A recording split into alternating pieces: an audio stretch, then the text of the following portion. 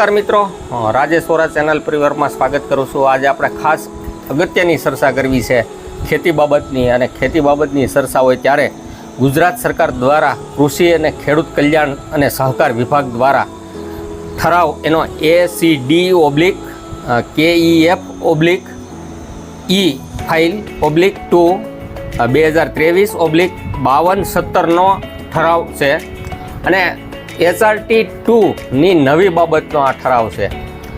ખેડૂત મિત્રો, HRT 2 એટલે આપણને ન ખબર પડે, પણ એના માટે કહેવાનો મતલબ આપણે જે બાજુમાં કૃષિ યુનિવર્સિટી જુનાગઢ છે એવી જ રીતે એક એક્સલન્સ સેન્ટર ઊભું થવા જઈ રહ્યું છે આપણા જિલ્લાની અંદર। અમરેલી જિલ્લાના ખેડૂતો માટે એક્સલન્સ સેન્ટર એક ઊભું થવા જઈ રહ્યું છે ને એ સેન્ટર કઈ જગ્યાએ ખુલશે, એનાથી શું ફાયદા, એની આજે આપણે ચર્ચા કરવી। વચ્ચે હું વાત કરી દઉં મિત્રો, આપણે એક મૂલ્યવર્ધિત માટેનો એક વિડીયો મૂક્યો હતો। એ પોઈન્ટના આધારે આ જે છે મૂલ્યવર્ધિત કઈ રીતે કરવું, એમાં પણ આ જવાબ એમાં સમાયેલો છે। તો મિત્રો, બાગાયતી પાક, ક્ષેત્રીય પાક અત્યારે જે આપણે કરી રહ્યા છીએ તે સિલાસાલુ જે પાક લઈ રહ્યા છીએ એની સામે બાગાયતના જે પાક છે એ નફાકારક છે અને એના માટે એની પાકનું વાવેતર દિન પ્રતિદિન વધતું જાય છે।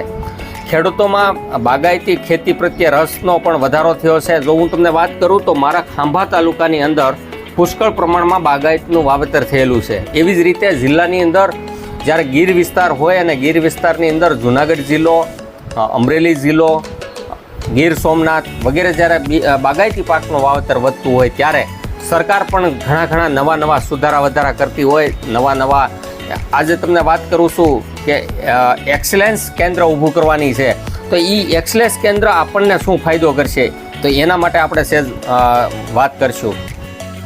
તો મિત્રો, હાલમાં બાગાયત ખાતા દ્વારા કાર્યરત સેન્ટર ઓફ એક્સલન્સ કેન્દ્ર દ્વારા કાર્યરત છે।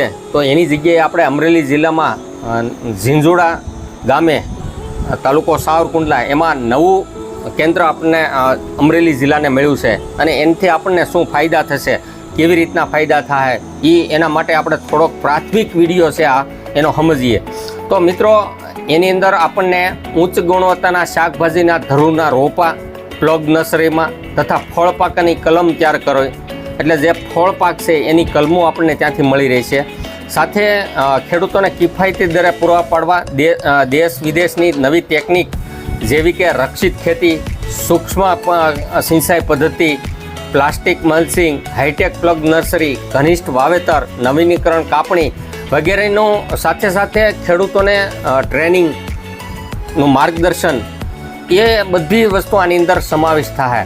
એટલે આવનાર સમયની અંદર અમરેલી જિલ્લાના ખેડૂતોને બહુ મોટો ફાયદો થશે। સાથે જો વાત કરું તો બાગાયત વિભાગ દ્વારા જેની ડિમાન્ડ કરવામાં આવી હતી એવી 1000 લાખની કુલ લક્ષ્યાંકની માગણીની સામે સરકારે 400 લાખની જોગવાઈ કરી છે, જેમાં સાથે મહેકમ ઊભું કરવા 16 લાખ પ્લસ, એટલે ટોટલ 416 લાખની મંજૂરી કરવામાં આવી છે। એટલે કે ટૂંક સમયની અંદર આપણને ઝીંઝુડા ગામની અંદર એક્સલન્સ કેન્દ્ર આપણને મળી જશે અને એ ખેડૂતોને આગળના સમયની અંદર, કારણ કે હજી મંજૂરી મળી છે, પણ આવનાર સમયની અંદર મોટા ફાયદા આમાં આપણને જોવા મળશે।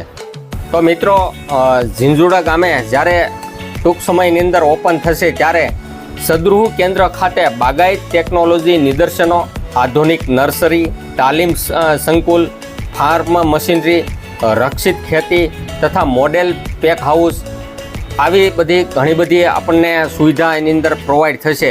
હું આશા રાખું છું કે આપણે અમરેલી જિલ્લાના ખેડૂતોને વધારે ને વધારે આનો આપણને બેનિફિટ મળી રહે, કારણ કે આ વિસ્તારની અંદર બાગાયતનો વ્યાપ વધી રહ્યો છે ત્યારે મૂલ્યવર્ધિત ખેતી કરતા હોય તેવા ખેડૂતો માટે આ આપણને આગળ જતા બહુ જ ફાયદાકારક રહેશે। ધન્યવાદ સાથે રાજેશ વોરા, આભાર।